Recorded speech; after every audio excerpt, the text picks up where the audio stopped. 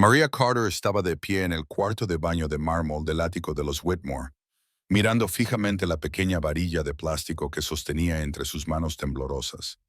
Dos líneas rosas. Las contó de nuevo, con el corazón latiéndole tan rápido que pensó que le iba a estallar en el pecho. 2 años de matrimonio con Jonathan Whitmore. 2 años intentándolo.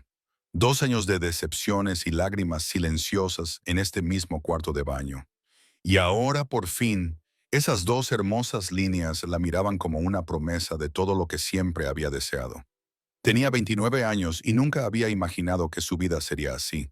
Había crecido en un pequeño pueblo de Ohio, hija de un obrero y una cocinera de comedor escolar, y había aprendido pronto que los sueños eran un lujo que los pobres no podían permitirse. Había tenido 2 trabajos para pagarse los estudios en la universidad comunitaria y se había trasladado a la Universidad Estatal de Ohio con una beca que le exigía mantener unas notas perfectas mientras trabajaba 20 horas a la semana. Lo había hecho todo con la tranquila determinación que, según su madre, la salvaría o la destruiría. Tras graduarse, María se mudó a Nueva York con $300 en su cuenta bancaria y el sueño de labrarse un futuro. Empezó como recepcionista en Whitmore Technologies, contestando al teléfono y clasificando el correo por el salario mínimo. En 6 meses, la ascendieron a asistente administrativa. En un año llamó la atención del propio Jonathan Whitmore cuando reorganizó por su cuenta el caótico sistema de archivo de su ejecutivo. Florence salvó a la empresa de una posible demanda al detectar un error en un contrato que 3 abogados habían pasado por alto. Jonathan quedó impresionado. Jonathan quedó intrigado.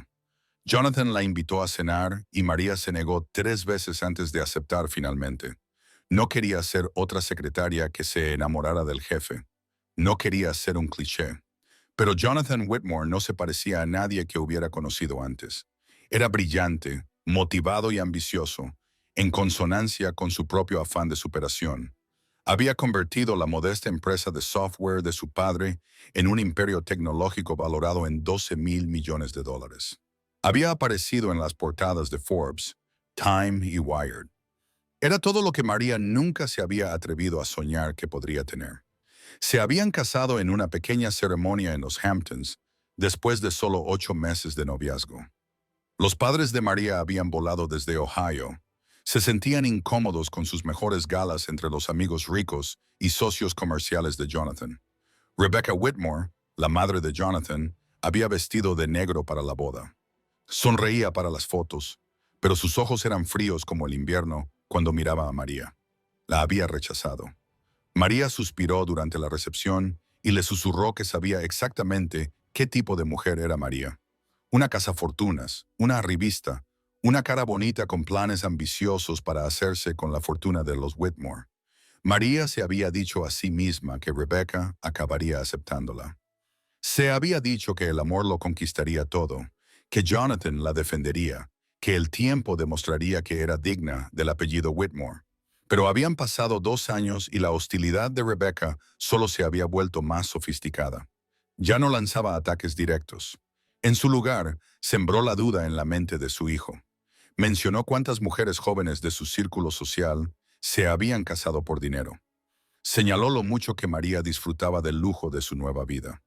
Se preguntó en voz alta si los orígenes humildes de María la hacían realmente adecuada para las presiones de ser una Whitmore. Esposa Jonathan había comenzado a cambiar en el segundo año de su matrimonio. Trabajaba más horas, llegaba a casa más tarde. Cuestionaba a María por sus gastos, a pesar de que ella casi no compraba nada para sí misma. Se volvió sospechoso cuando ella visitó a sus padres en Ohio, preguntándose por qué necesitaba ir tan a menudo. La calidez que había atraído a María hacia él al principio parecía congelarse poco a poco, reemplazada por una frialdad que le recordaba demasiado a su madre. Pero ahora, María tenía la prueba de embarazo en sus manos, y creía que todo cambiaría. Un bebé los uniría. Un bebé le recordaría a Jonathan por qué se había enamorado de ella. Un bebé le demostraría a Rebecca que María no buscaba dinero ni estatus. Solo quería formar una familia con el hombre que amaba. María esperó hasta la noche para decírselo a Jonathan.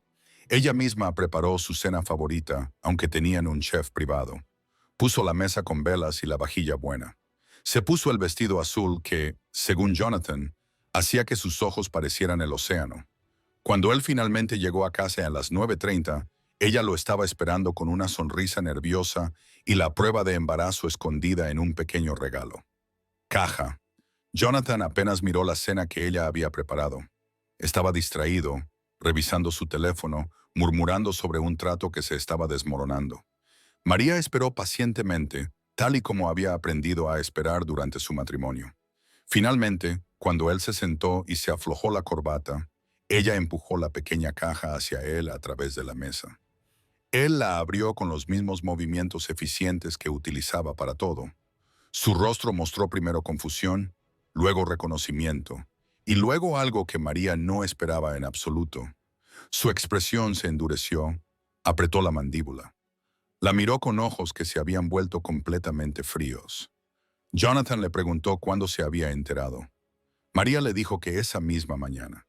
Ella sonreía, esperando que él le devolviera la sonrisa, esperando la alegría que había imaginado durante meses.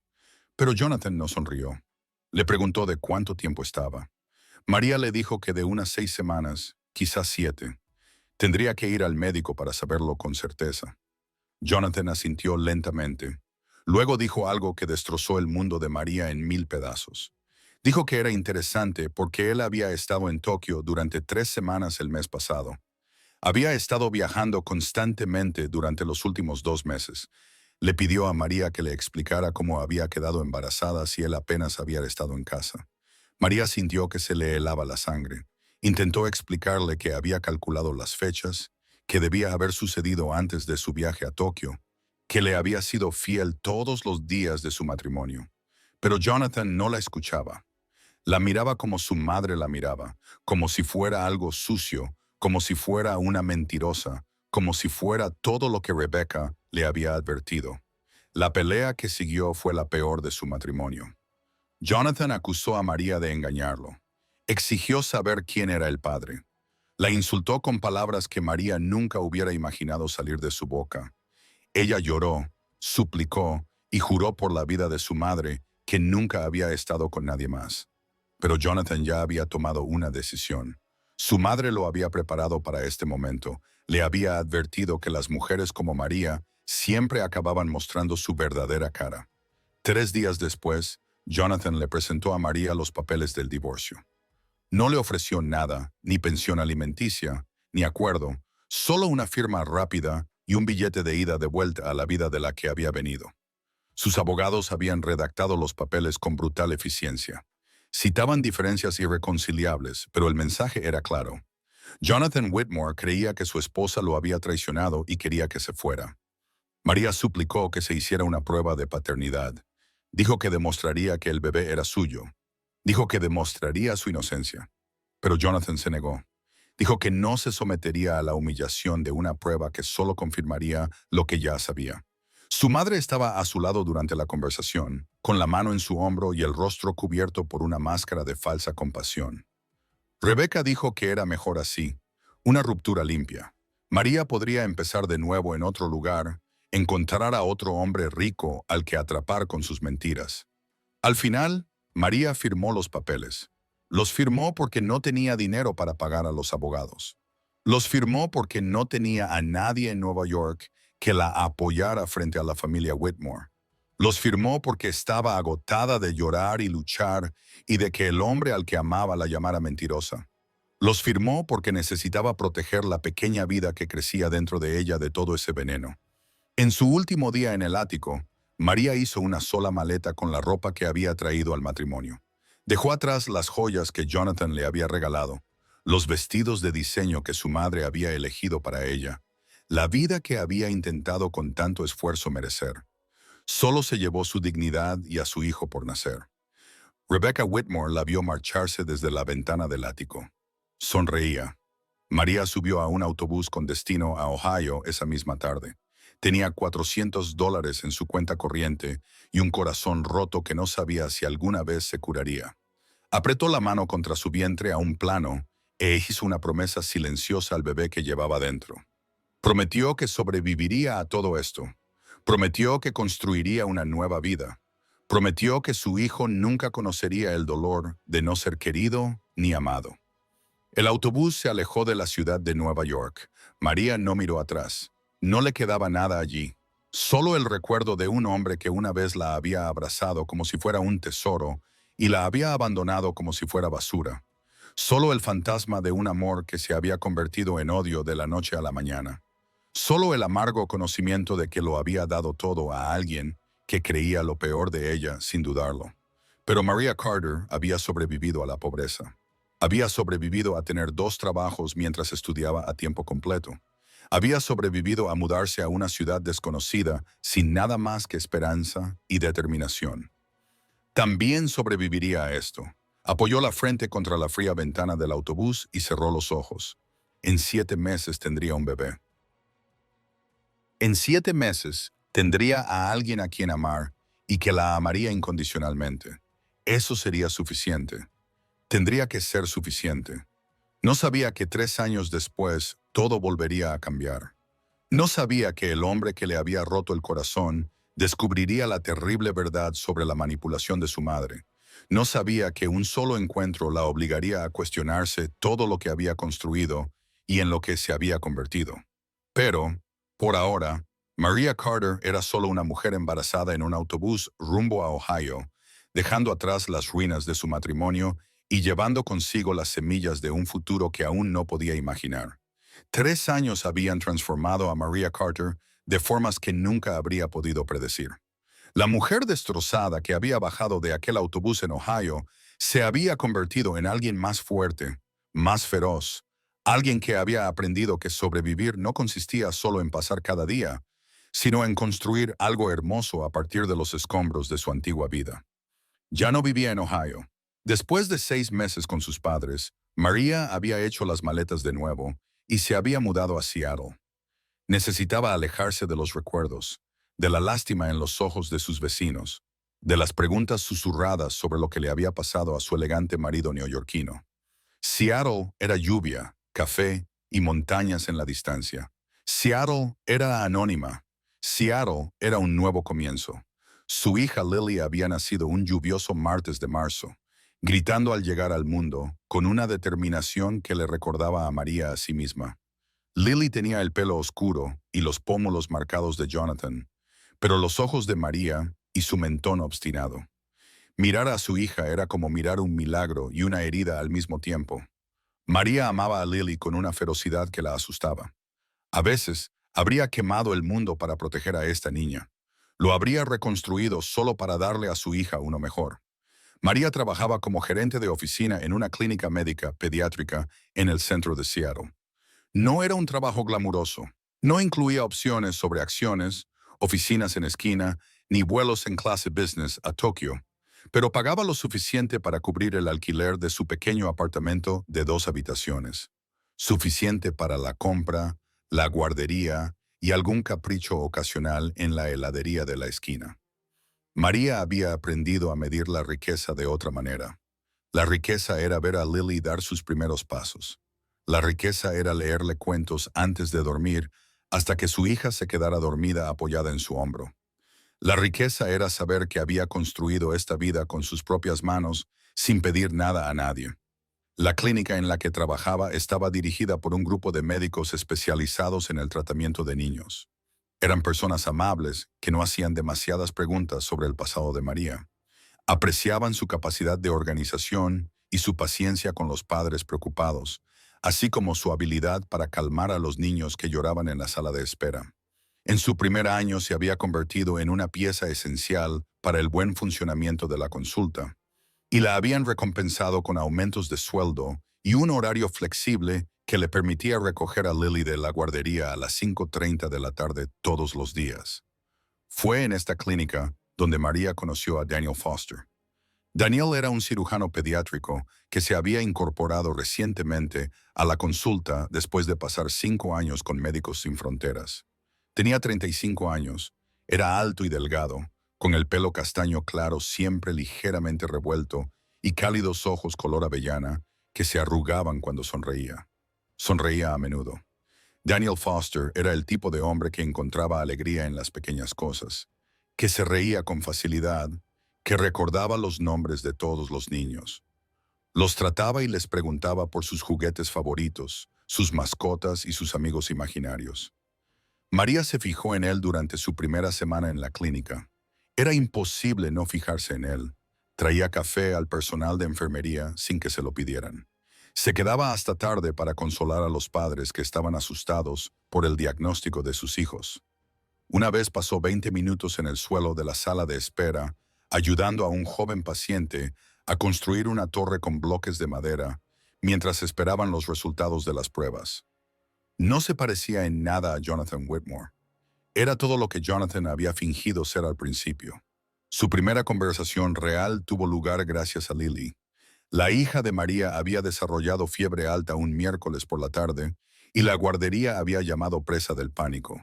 María se había apresurado a recogerla, con el corazón latiéndole con fuerza por ese terror particular que solo los padres comprenden. Lily estaba ardiendo, apática de una forma que resultaba aterradora en una niña tan enérgica. María la había llevado directamente a la clínica, sin saber qué más hacer. Daniel estaba terminando su jornada cuando María irrumpió por la puerta con Lily en brazos. Echó un vistazo a la situación y se puso en modo médico, guiando a María a la sala de exploración y examinando a Lily con tranquila eficiencia. Determinó que se trataba de una infección de oído. Dolorosa y aterradora, pero en última instancia tratable con antibióticos. Le recetó la medicación y luego hizo algo inesperado. Le preguntó a María si estaba bien. Nadie le había hecho esa pregunta a María en mucho tiempo. Había pasado 3 años siendo fuerte, siendo capaz, siendo la madre que tenía todo bajo control. No había llorado desde el día en que se fue de Nueva York, pero algo en la genuina preocupación, en los ojos de Daniel, rompió algo dentro de ella. Rompió a llorar allí mismo, en la sala de exploración, avergonzada, agotada y abrumada. Daniel no la juzgó. Le dio unos pañuelos y esperó en silencio mientras ella se reponía. Le dijo que ser madre soltera era uno de los trabajos más difíciles del mundo y que estaba bien tener miedo a veces. Le dijo que Lily tenía suerte de tener una madre que la quería tanto. María le había dado las gracias y se había apresurado a volver a casa con Lily, convencida de que se había humillado ante el nuevo médico. Pero Daniel la había buscado al día siguiente. Se había detenido junto a su mesa para ver cómo estaba Lily, asegurarse de que los antibióticos estaban funcionando y preguntarle si necesitaba algo. Siguió pasando por su mesa durante las semanas siguientes. Sus conversaciones se hicieron más largas. Él descubrió su amor por las películas antiguas y su talento secreto para hornear galletas. Ella descubrió sus años en África, los niños que había salvado, los que había perdido, las experiencias que lo habían convertido en el médico que era hoy. 6 meses después de esa primera conversación, Daniel invitó a María a cenar. Ella dijo que no estaba preparada. Las heridas de su matrimonio aún estaban demasiado frescas, la confianza demasiado quebrantada. Daniel aceptó su negativa con elegancia y siguió tratándola con la misma amabilidad que antes. No la presionó. No hizo que las cosas fueran incómodas. Simplemente siguió siendo su amigo, una presencia constante en su vida que no pedía nada a cambio. Mientras tanto, a 3.000 millas de distancia, el mundo cuidadosamente construido por Jonathan Whitmore comenzaba a resquebrajarse. Whitmore Technologies estaba en crisis.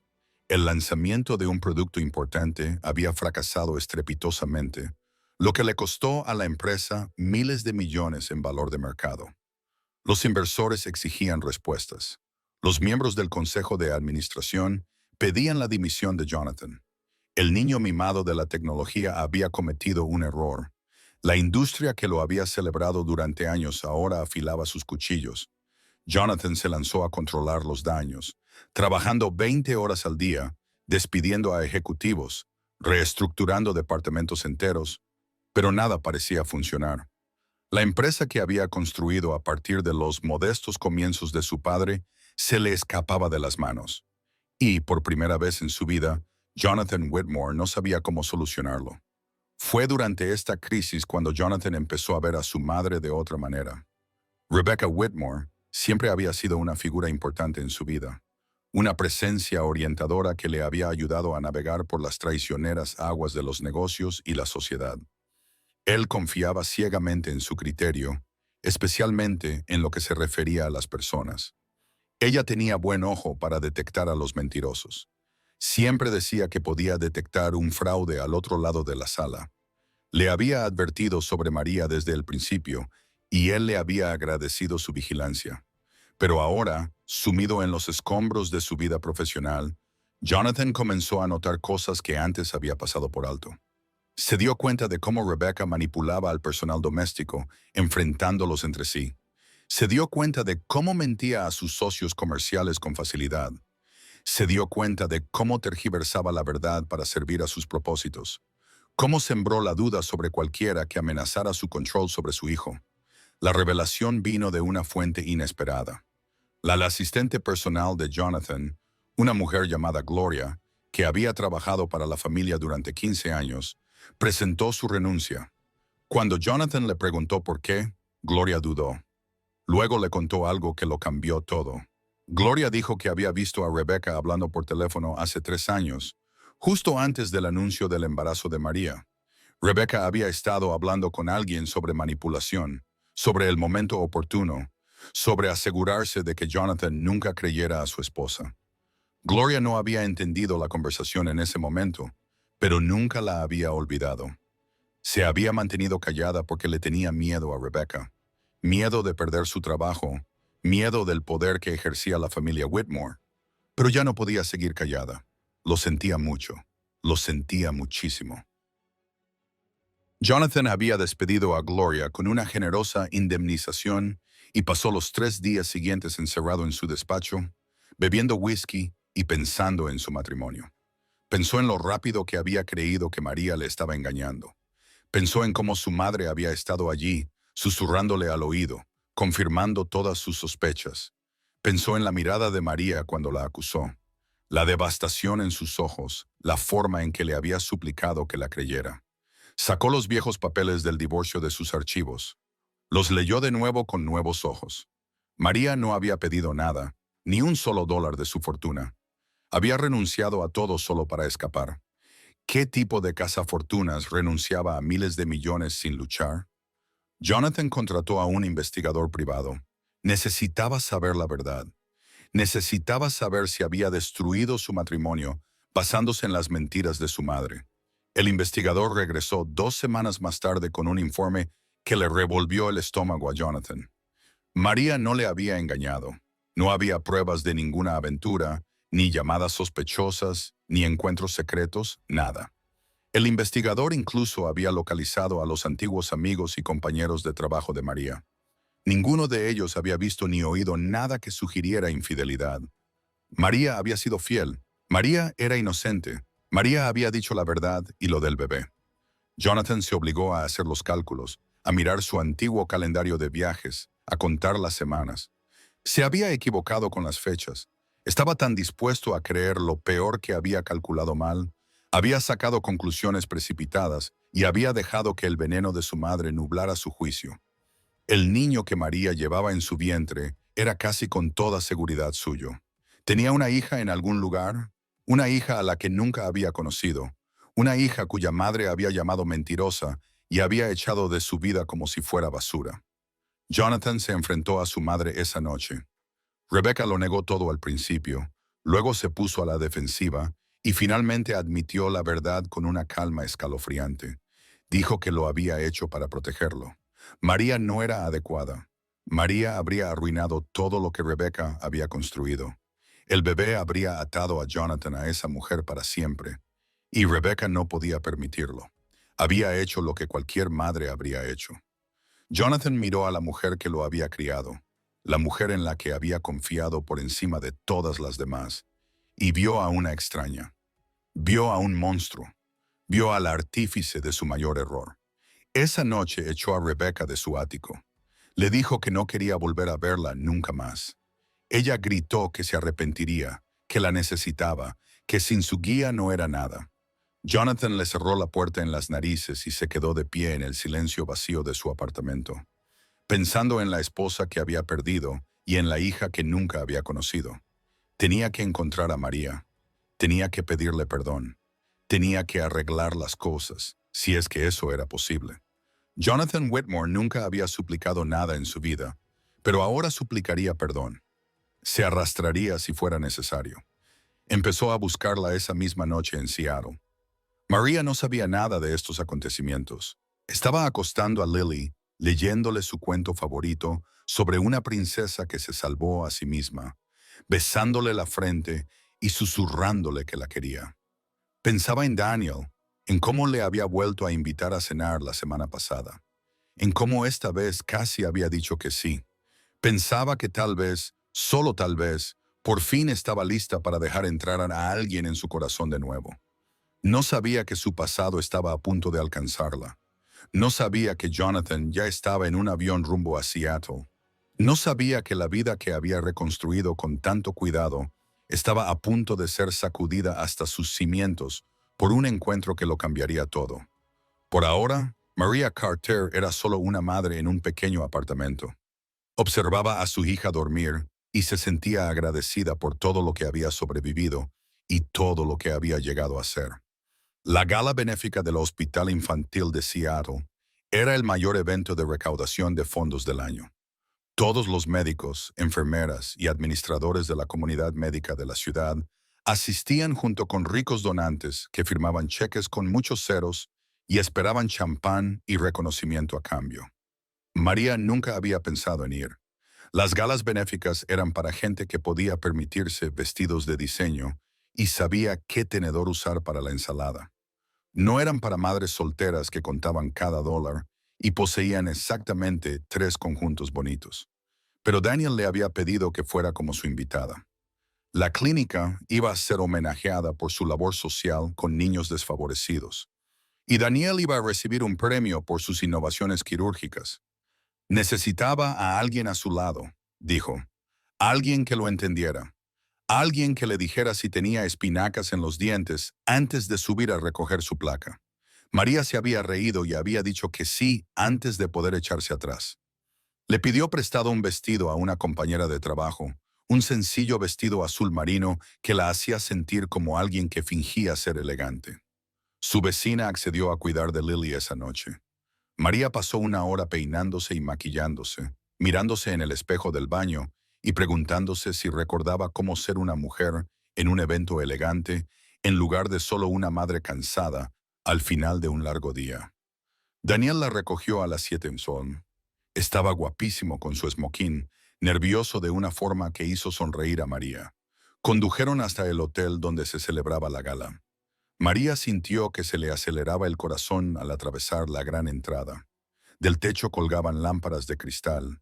Hombres con traje y mujeres con vestidos de gala charlaban con copas de champán en la mano. Un cuarteto de cuerda tocaba suavemente en un rincón. Era hermoso e intimidante, y nada parecido a la vida que María se había construido. Ella no sabía que Jonathan Whitmore ya estaba dentro. Jonathan había llegado a Seattle 3 días antes. Su investigador privado había rastreado a María hasta esta ciudad. Había encontrado su dirección, su lugar de trabajo y la guardería donde su hija pasaba los días. Jonathan había pasado esos 3 días tratando de averiguar cómo acercarse a ella. No podía simplemente presentarse en su puerta. No podía entrar en su oficina y exigir hablar con ella. Todo lo que se le ocurría le parecía incorrecto, demasiado agresivo, demasiado presuntuoso, demasiado parecido al hombre arrogante que la había abandonado. La gala benéfica había aparecido en su radar por casualidad. Uno de sus contactos de negocios le había mencionado que la habían invitado a asistir como una forma de rehabilitar su imagen tras la crisis de la empresa. Jonathan había aceptado sin entusiasmo hasta que supo que la comunidad médica estaría bien representada. María trabajaba en una clínica pediátrica. Quizás estaría allí. Quizás el destino le daría la oportunidad. No podía creársela él mismo. La vio en cuanto entró. Estaba más guapa de lo que recordaba. Más mayor, sí, pero de una forma que le sentaba bien. Ahora había fuerza en su rostro, una confianza que antes no tenía. Se movía entre la multitud con la mano en el brazo de un hombre alto vestido con esmoquín, y Jonathan sintió un dolor punzante en el pecho. Ella había seguido adelante. Por supuesto que había seguido adelante. Él le había dado todas las razones para olvidarlo. María no se fijó en Jonathan al principio. Estaba concentrada en Daniel, en asegurarse de que estuviera cómodo, en conocer a los colegas que él le presentaba. Se estaba divirtiendo más de lo que esperaba. El champán estaba delicioso. La conversación era interesante. La mano de Daniel en su espalda era cálida y firme. Ella pensaba que tal vez este fuera un punto de inflexión, que tal vez por fin estuviera lista para volver a arriesgarse a ser feliz. Entonces se giró hacia la barra y todo su cuerpo se enfrió. Jonathan estaba a 6 metros de distancia. La observaba con una expresión que ella no podía descifrar. Parecía diferente, más delgado, cansado. Tenía arrugas en la cara que no tenía hace 3 años. Seguía siendo el hombre más guapo que había visto nunca. Al verlo sintió ganas de correr, gritar y llorar al mismo tiempo. Sus miradas se cruzaron a través de la abarrotada sala. El ruido de la fiesta pareció desvanecerse. María se sintió como si se estuviera ahogando, arrastrada de nuevo a los recuerdos que tanto se había esforzado por enterrar. Las acusaciones, la crueldad, la mirada en su rostro cuando la llamó mentirosa, la sensación de vacío al ser descartada como basura. Jonathan comenzó a caminar hacia ella. María quería huir, pero sus piernas no se movían. Daniel notó su repentina inmovilidad y le preguntó si estaba bien. Antes de que pudiera responder, Jonathan estaba frente a ellos. Dijo su nombre como una plegaria. María, solo su nombre, nada más. Y fue suficiente para que sus ojos se llenaran de lágrimas que se negó a dejar caer. No lloraría delante de él. No le daría la satisfacción de saber que aún podía afectarla. Después de todo este tiempo, Daniel dio un paso adelante para protegerla y le preguntó a María quién era ese hombre. Jonathan se presentó y María vio cómo cambiaba el rostro de Daniel al reconocer el nombre. Ella le había hablado a Daniel de su exmarido. Le había contado las acusaciones, el divorcio y la crueldad. La expresión amistosa de Daniel se endureció y se convirtió en algo peligroso. Jonathan preguntó si podía hablar a solas con María. Solo un momento, Daniel dijo. Por supuesto que no, a menos que María quiera. María miró a los dos hombres, el pasado y el futuro potencial, y tomó una decisión. Le dijo a Daniel que estaría bien, necesitaba hacer esto, necesitaba cerrar ese capítulo. Daniel accedió a regañadientes a darles espacio. Dejó claro que estaría vigilando. Jonathan llevó a María a un rincón tranquilo del salón de baile. Se quedaron de pie, uno frente al otro. 3 años de silencio entre ellos. María cruzó los brazos sobre el pecho y esperó a que él hablara. No se lo iba a poner fácil. No le debía nada. Jonathan comenzó a disculparse. Dijo que sabía que no merecía su perdón. Dijo que se había equivocado en todo. Había descubierto la verdad sobre su madre, sobre las mentiras y la manipulación. Había expulsado a Rebecca de su vida por completo. Había pasado meses tratando de encontrar a María, tratando de averiguar cómo arreglar las cosas. Sabía que nunca podría reparar el daño que había causado. Sabía que había roto algo precioso y lo había tirado a la basura. Pero lo sentía profundamente, de todo corazón. María escuchó sin decir nada. La disculpa con la que había soñado durante años por fin se estaba produciendo y ella no sentía más que entumecimiento. ¿De qué servían ahora las palabras? ¿De qué servía pedir perdón cuando él había destruido su vida y se había marchado sin pensarlo 2 veces?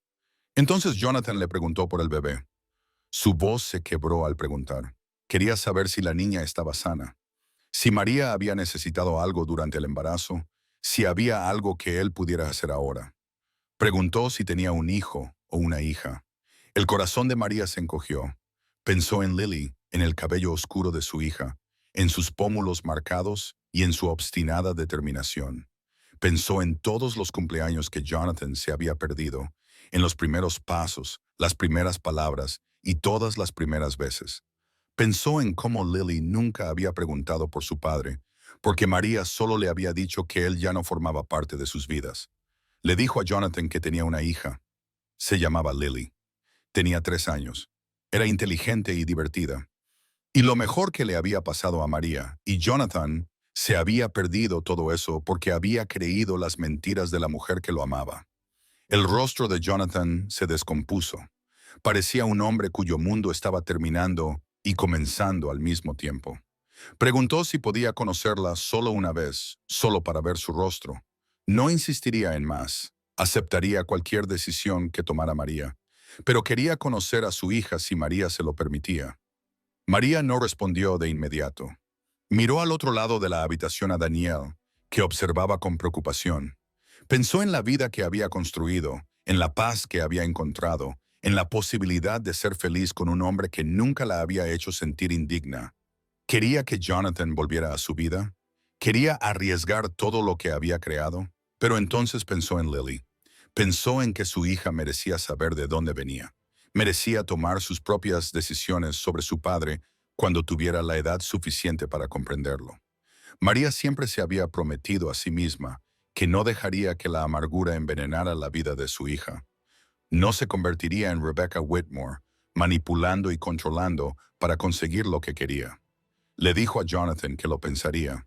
No le prometía nada, no le perdonaba, pero consideraría dejarle ver a Lily bajo sus condiciones, bajo su control. Si podía demostrar que realmente había cambiado, tendría que ganarse su vuelta a sus vidas poco a poco. Tendría que entender que María ya no era la misma mujer a la que había abandonado. Ahora era más fuerte. Nunca volvería a permitir que nadie la tratara como él la había tratado. Jonathan aceptó todo. Dijo que esperaría todo el tiempo que fuera necesario. Dijo que demostraría ser digno de esta segunda oportunidad. Dijo que pasaría el resto de su vida tratando de compensar lo que había hecho. María volvió al lado de Daniel. Él le preguntó si estaba bien y ella, sinceramente, no supo qué responder. La velada continuó a su alrededor y la gala llegó a su fin con discursos, premios y aplausos. Daniel recibió su galardón y le dio las gracias a María por estar allí.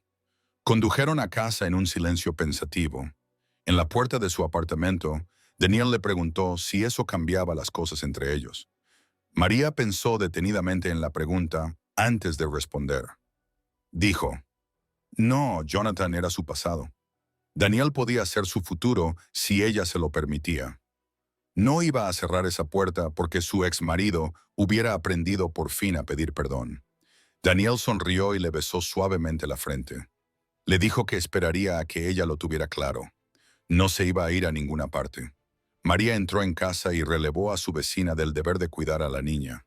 Comprobó que Lily dormía plácidamente, con su manita acurrucada contra la mejilla.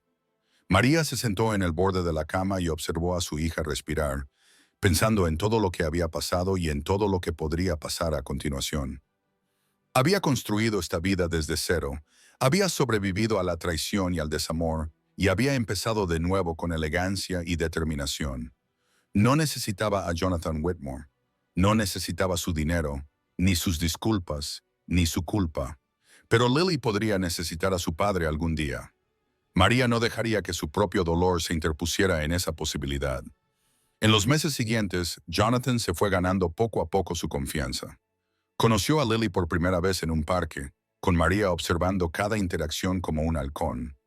No la presionó, no la abrumó, simplemente apareció una y otra vez, convirtiéndose en una presencia constante en la vida de su hija. Lily se mostró cautelosa al principio, luego curiosa y finalmente encantada de tener a una nueva persona que quería jugar con ella. María y Jonathan no se reconciliaron. Habían pasado demasiadas cosas. Se había destruido demasiada confianza.